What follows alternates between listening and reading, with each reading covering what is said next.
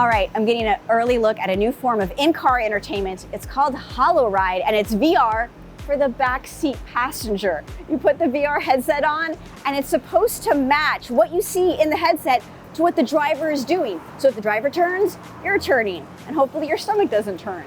Let's see what this is all about. Am I gonna throw up? It's coming to Audi vehicles next year. It'll be first in Germany, then it's coming to the US. This is a package with a VR headset and a subscription to games and content. So the team from Holoride has visited New York to show us what it's like. Let's see.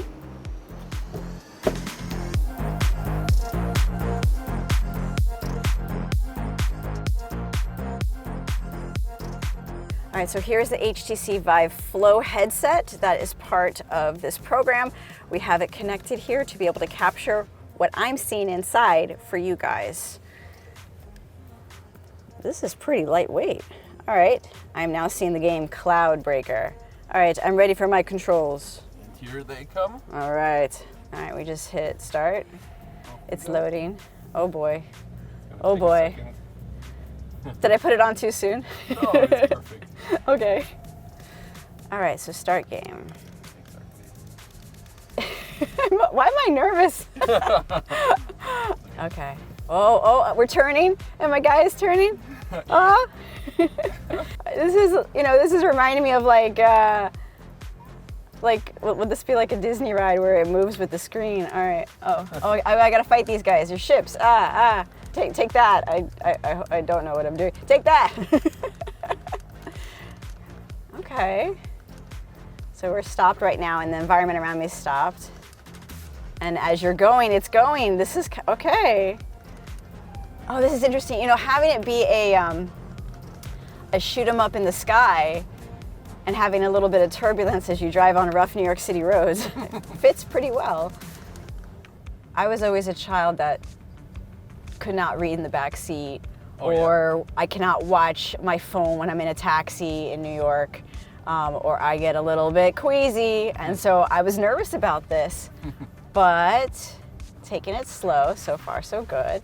I am feeling a little bit of the like, I can feel what the car is doing, but it's interesting having it match a little bit. And having him turn right now is, I'm thinking like, oh no, am I not gonna do well? But so far I'm not getting the urge to take the headset off.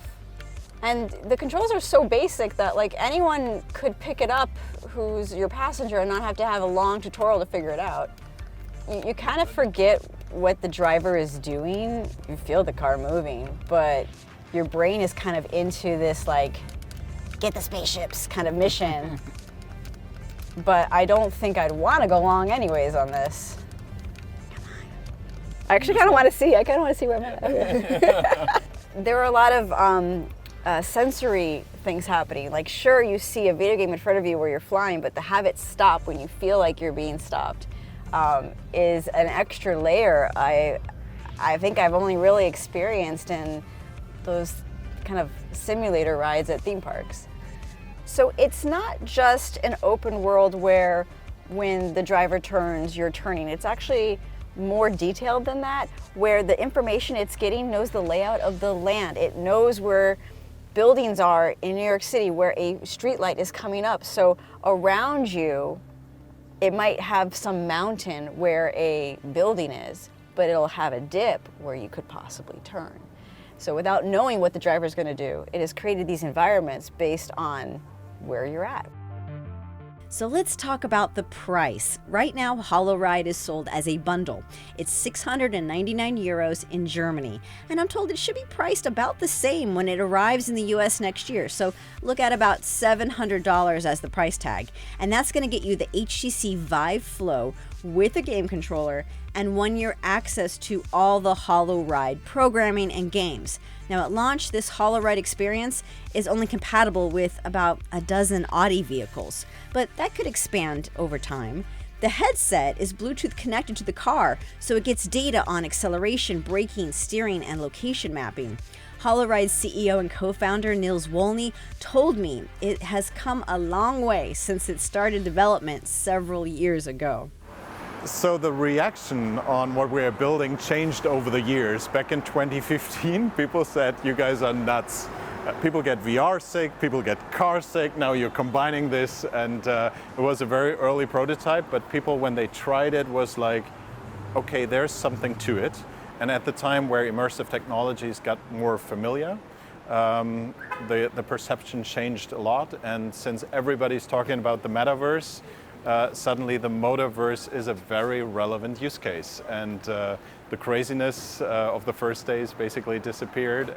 All right, I took my first car ride with VR, and sorry to disappoint you, I didn't get nauseous. It turned this skeptic into a believer. Then again, it was a short amount of time, but they told me that it was actually longer than I thought, so time was passing pretty quickly. I did not feel compelled to move my head around. I was good just being straightforward, because once the car starts turning and you're looking the other way, you can kind of feel that. It doesn't feel so great. But they made these environments where you could just stay forward and play your little game, doing your mindless little activity. It's not bad, it's pretty mellow and chill. You kind of get in a zone. It immediately did something as soon as there was a turn, as soon as there was a stop. It reacted very quickly, and that was kind of cool. You know, having these extra sensory experiences. I can imagine I want to roll the windows down, have the wind blow in my hair, and really feel like I'm, you know, flying. So that headset, the HTC Vive Flow, keep in mind that is part of the bundle you buy, but you can use that headset at home. It's not attached to the car. It's not special for the car. In fact, the idea is that eventually you could just take the headset you own and bring it in the car with you. Now, of course, when they're selling this, when they're launching this, they made it an easy package with the headset that automatically works with these new Audi vehicles. And after a year, there is a subscription service. So it's gonna be $20 a month, or if you buy for the whole year, it'll come out to a little cheaper, about $15 a month or so. Aside from the game, there was another demo where I got to see whatever was on his phone screen mirrored. But let me just tell you, it didn't do it for me. For me, it was about the game. I really didn't care to be in that world and watch a video in 2D with everything kind of moving around me. Nah, I'm good. I want to go back to the game. The game was distracting, it was a lot more fun, and time passed more. So they got something special there with the game. I have 2 young kids, and I can't help but think that when they become teenagers, are we going to be living in this world where they're in the backseat in VR headsets? Because that's what this demo really showed me. It's possible. I laughed when I first got pitched this, thinking, goodness, I'm going to go in the backseat and be in VR. Is this nuts? Am I going to get sick, especially in New York City traffic?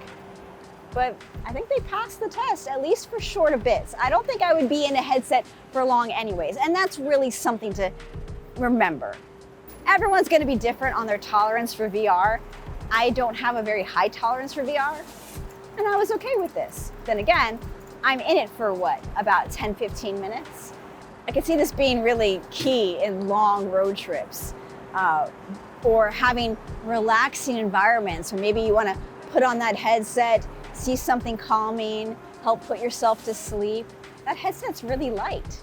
It works for this kind of situation. It's not like the Quest 2 where you have a big pack you're putting on. I just wouldn't do work. Don't make me do Zoom calls in VR in the back seat. I'd appreciate that. I don't need that. So they're gonna first launch this Holoride in Germany, and it's coming to America early next year, early 2023. And they say they have more news that they're about to announce soon. So you gotta wonder, are we gonna hear more about different cars it'll be compatible with, or what kind of other games and content they'll have? There's a lot of potential here. You just wanna know, well, what else are we gonna see? Because if you're gonna subscribe to a service, you want there to be good content, and you want it to work with a lot of cars. I gave Holoride a try. Would you? Let me know in the comments what you think. Thanks for watching. Until next time.